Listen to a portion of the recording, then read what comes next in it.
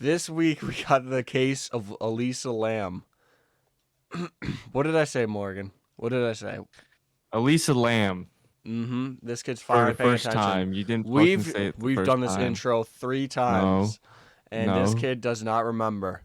On January 26, 2013, Elisa Lam checked into the Cecil Hotel in downtown Los Angeles. Elisa was a Canadian college student who was on a solo tour of the United States. She made an agreement to call her parents every day to check in, but on January 31st, Elisa's parents didn't receive a call from their daughter. A few days later, they still had not received any calls. Elisa should have checked out of the hotel on February 1st and been in Santa Cruz to finish up her trip. With no contact from Elisa and her still being checked in, the police started to search for her. When they checked her room, they found her belongings and no sign of a struggle. The police would use dogs to search the hotel and surrounding areas, but found no sign of Elisa. Oh, dude, I know this case. Dude, so many people have covered this. And we're one of them. That's a boring case. You expect me to pay attention to this shit, dude? You don't pay attention anyways, so. On February 14th, police released the only surveillance video they could find of Elisa after January 31st. The security camera footage was taken from the inside of an elevator on February 1st. Elisa is seen entering the elevator and pushing the button to every floor. She moves to the corner and seems like she's hiding. Then she starts peering out of the elevator door and moves back inside to hide in the corner. She walks out of the elevator for a few seconds, then starts acting really strange.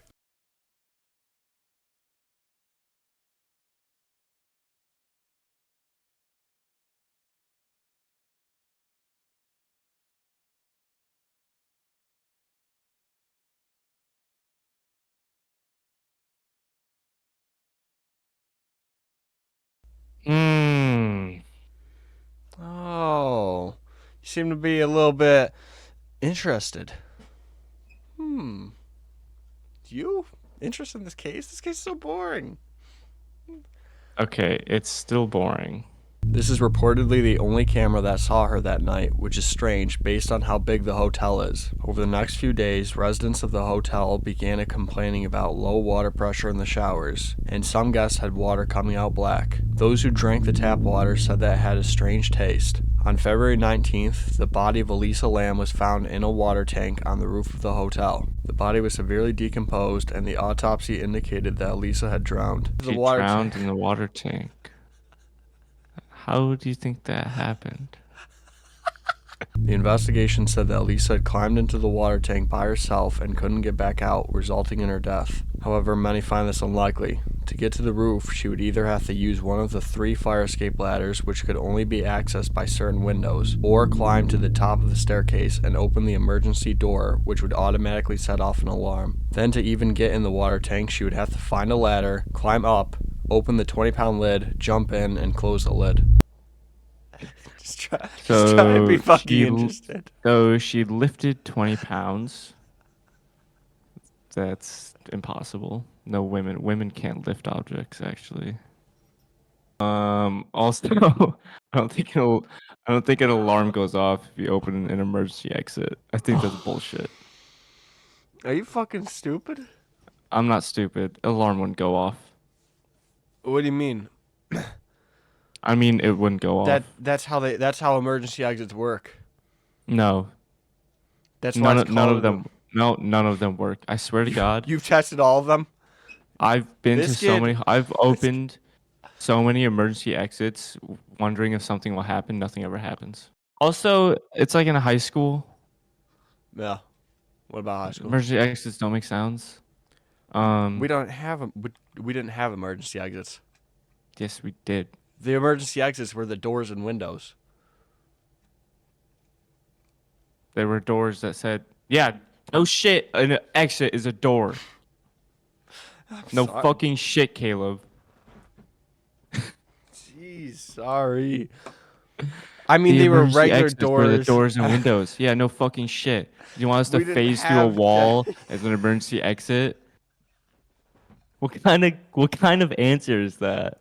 With all of that, let's get into the theories. Our first theory is that Elisa was killed by the paranormal. To begin this theory, let's dive into some history of the hotel. The Cecil Hotel was built in the 1920s as a luxury hotel for the upper class to stay. However, due to the Great Depression, there was a low number of residents. In the 1930s, the area around the hotel named Skid Row became home to over 10,000 homeless people, some of which began staying in the Cecil Hotel. After a few years, somebody committed suicide by jumping out of a high window, and several more suicides followed. In the 1960s, an elderly resident of the hotel was brutally murdered and raped inside of her room. During the mid-1980s, infamous serial killer Richard Ramirez also stayed in the hotel for a period of time while he was on his murder spree. In 1991, Jack Unterweger, a crime journalist, stayed in the hotel. During this time, he would murder 3 sex workers. There are also several residents who report that the hotel is haunted. With the hotel's gruesome past, many believe that Elisa's death was caused by paranormal forces. This is further supported by the strange security footage, which has led some to believe that she may have been playing the elevator game.